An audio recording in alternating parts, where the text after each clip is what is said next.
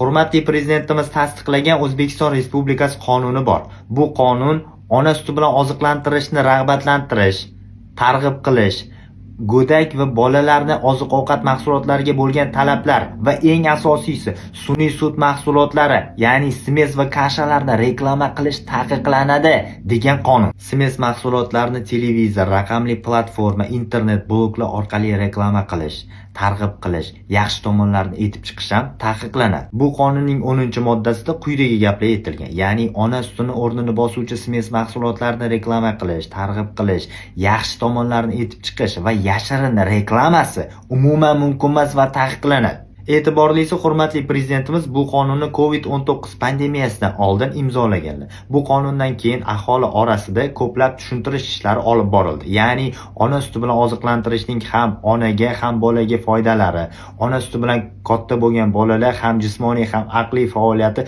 yaxshi bo'lishi haqida ma'lumotlar berib o'tildi va aholini tibbiy bilimi oshdi. Ona suti bilan oziqlantirish kerakligi haqida ma'lumotlarni olishdi.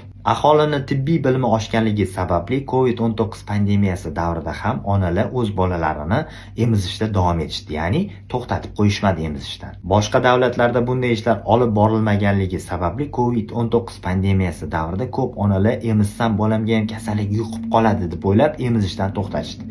Onasini emib katta bo'lmagan bolalar ko'plab kasal bo'lishdi, bolalarni ko'plab kasallanishga olib keldi. Hurmatli Prezidentimiz tasdiqlagan, imzolagan sun'iy smes mahsulotlarini reklama qilish taqiqlanadi degan qonun bor.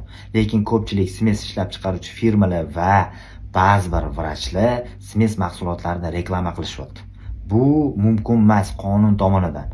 Ona sutini o'rnini bosuvchi mahsulotlarni reklama qilish va nimanidir ona sutiga tenglashtirish yoki ona sutidan ustun qo'yish mumkin emas. Har tomonlama, tibbiyot tomonidan ham, qonun tomonidan ham bunaqa qilish mumkin emas.